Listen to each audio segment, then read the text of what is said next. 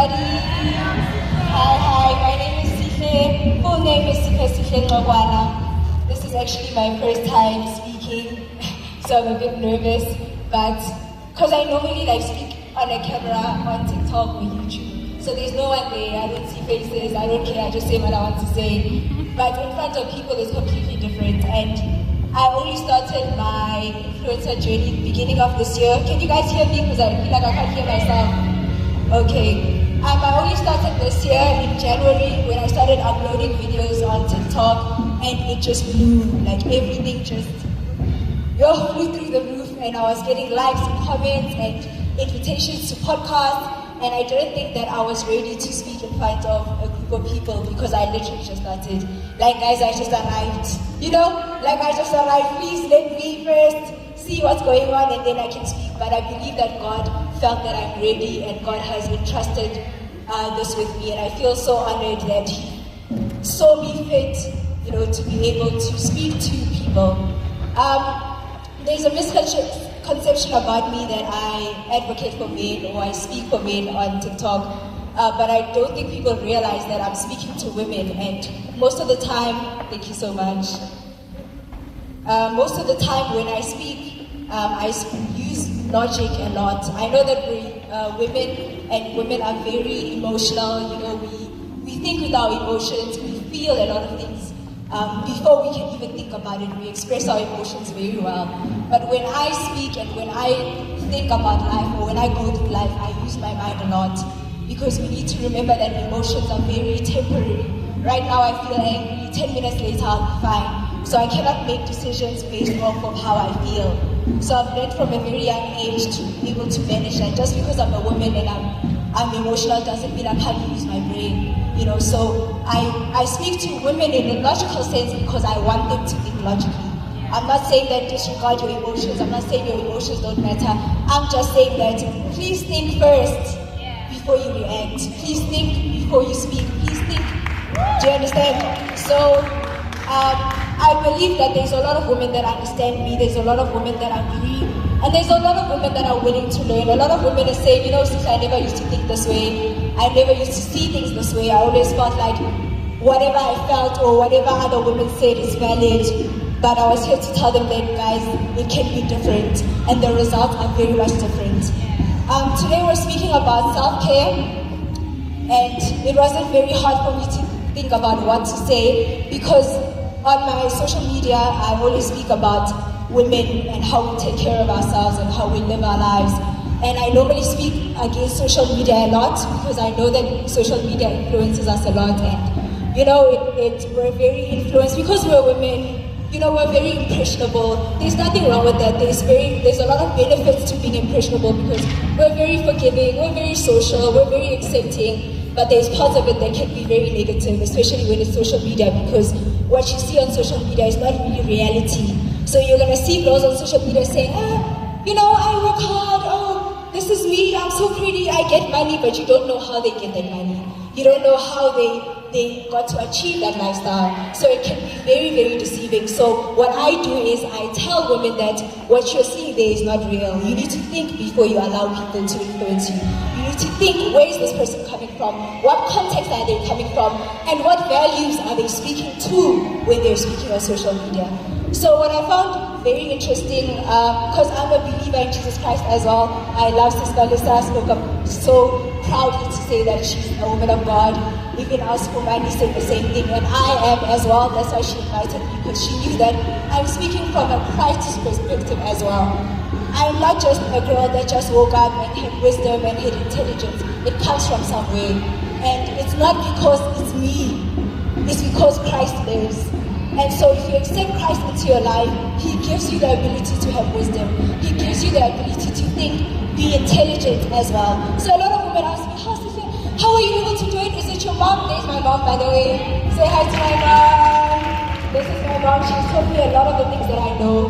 And even apart from that, she taught me Jesus. And when your mom is not there to guide you, you've got the Holy Spirit to guide you. So I always have a point of reference. That is not me. I didn't just wake up and become like this. It comes from somewhere. So when I was reading the Bible, a lot of the times the Bible tells us, the first thing it tells us is that we must love God with all of our heart, mind, and soul. And then it says the second that is most important is loving your neighbor as you love yourself. So I found it very interesting that the Bible doesn't tell us to love ourselves. It's always saying love your neighbor, forgive, do this, do that, but it's never saying me, you know. And it's so important to note the part where it says as you love yourself, because it's assuming that you already do. So it's not telling you because you're supposed to, like how can I tell you to love yourself? You're gonna want to love yourself, you're gonna want to take care of yourself. But a lot of people are missing that part that you already are supposed to love yourself. But what I found interesting is that as well, it tells you to take care of yourself. So it's very vocal about taking care of yourself. For example, when it talks about God is the temple, you are God's temple and He lives inside of you. So it talks about taking care of yourself. So people think that loving yourself and taking care of yourself is an automatic thing. You can love yourself and not take care of yourself. So that's why the Bible finds the need to tell you that take care of yourself, this body is the temple. Take care of yourself, God is living in you, because He knows that it's easy to neglect to take care. The reason why it has to tell you to take care of yourself, because taking care of yourself is very intentional. So loving yourself is automatic. I don't want to stab myself, I don't want to be dirty. But taking care of yourself is a mental thing. It's a decision-making thing. It doesn't just happen automatically. So I actually want to read the definition here. I just googled it now. I was thinking about it. I was like, hey, let me quickly Google, because what does caring mean anyway? So it says the provision of what is necessary for health, welfare, maintenance, and protection of someone or something. Then the second one is serious attention or consideration applied to doing something correctly or to avoid damage or risk. So I love the fact that it says serious attention, consideration. Those are not things that you just wake up and be serious to consider. Do you understand? It's very much a thinking thing. You have to decide. And I always tell girls on social media that your life is in your hands. You have to decide. You have to wake up and decide and say, this is not the lifestyle for me. I'm not going this direction. I'm going that direction. It doesn't just happen. So people neglect that, and that's why the Bible feels the need to tell you that, hey, forget about loving yourself. We won't tell you that. You can already do that, but take care of yourself. So today I've got 3 points.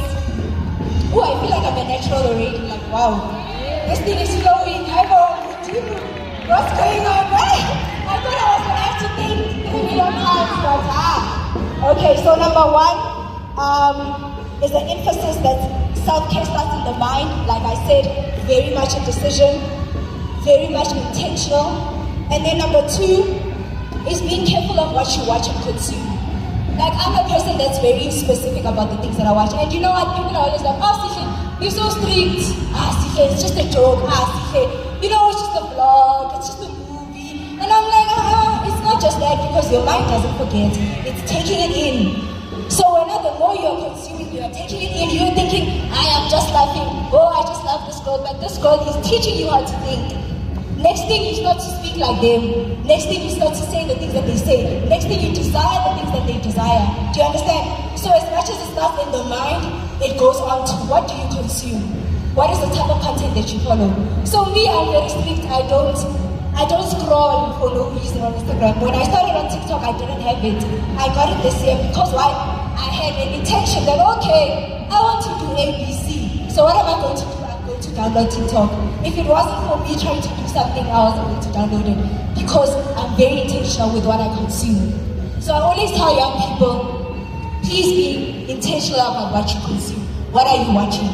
Secondly, the people that you follow. That is automatic with the content. The girls that you watch, the women that you look up to.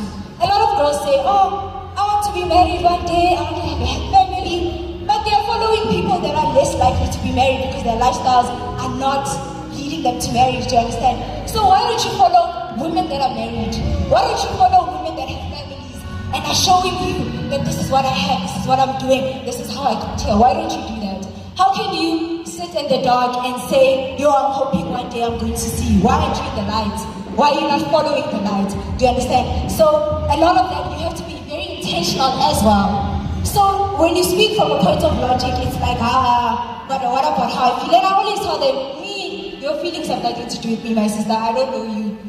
I don't know where you come from, I don't know what is going on, you are in charge of your feelings. So whenever I listen to people, I use my brain to listen. And I say, okay, what is this person saying? Not everyone who's saying, Sisi, you're wrong. You see here, you made a mistake. They're not attacking you.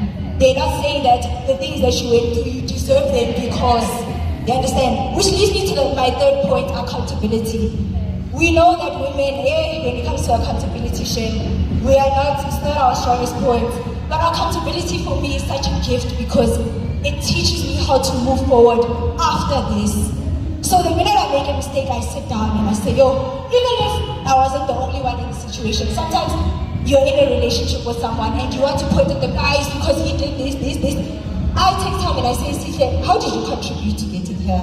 What were you thinking? When you were saying this, what was going on in your mind? What did you think was going to happen? That's where I start. And then I start to go through the process and I say, okay, now I've learned that this is not the path that I should be going. This is how I should be seeing it. I should start seeing it in this way. And therefore, when I move forward, things are different. That's the nice thing about taking accountability because you're able to see where you went wrong and you're able to fix it. If you're always blaming someone else, how are you going to fix it? You're still going to repeat the same mistakes because you don't think that you're doing something wrong. So for me, it's a gift to sit down and say, you know what? It was me. Yes, it was that other person, and yes, I'm going to deal with that, but I have to face myself also. I have to look at myself in the mirror and say, girl, where did you go wrong? And I'm a very honest person. I introspect a lot. I'm always in my mind and I'm always thinking, okay, what can I do better? What can I do next? How can I change? How can I be better? And they always ask me, oh, Sihle, how did you get to the point where you can be so intelligent, you can be so well-spoken? Because I spend a lot of time thinking, reflecting. I'm like, what can I do differently? So people think that it's just a gift to be able to be smart and have wisdom. And yes, wisdom comes from God. If you ask Him, He will give you. But it takes time, it takes practice. Your first relationship is not good. You're not going to move perfectly and know your worth the first time around. It takes time. And it takes being intentional and willing to learn.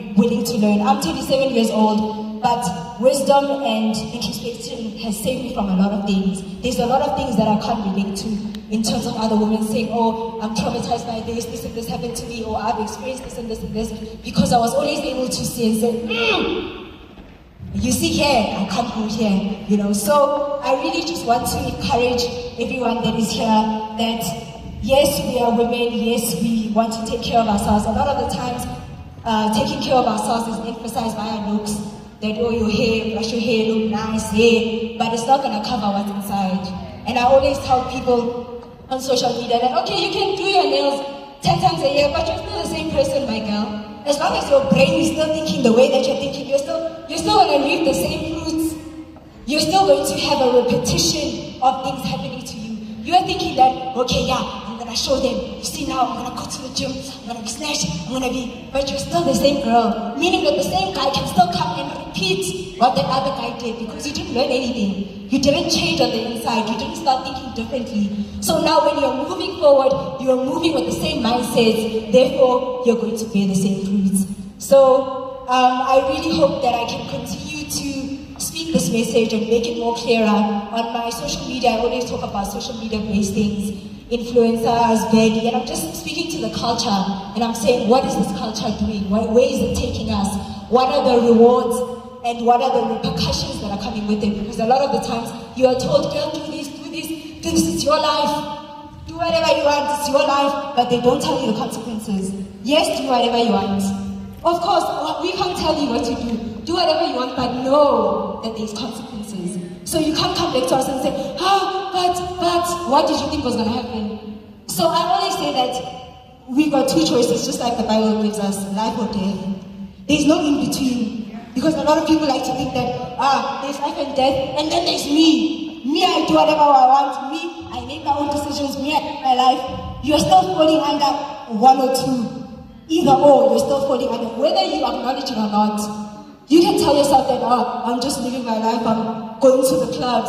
It's falling under death. Do you understand? So everything is falling under between the two. So we have to know that at the end of the day, the choices that we make have strong repercussions. And I'm all about prevention, not cure. Because I believe that the journey that I've taken is because I was cautious. I was living a life of prevention. I didn't want to say, oh, I didn't know. And a lot of girls said, yo, Sihle, where were you when I was 15? Where were you when I was 21? I had no one telling me these things. Now I had to go through so much.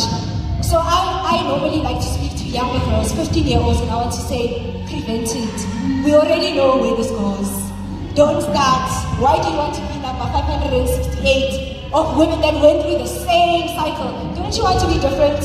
Don't you want to say, I saw this coming and I said, no, I'm not going there. Don't you want that to be your story? And I'm so proud that I can have a different story. And it's no shade to the women that went through it. It's never too late. I always tell them it's never too late. You can decide now that I'm not going further than I did right now. So, if anything, I just hope that we can take care of ourselves mentally so that everything else can flow. Thank you very much.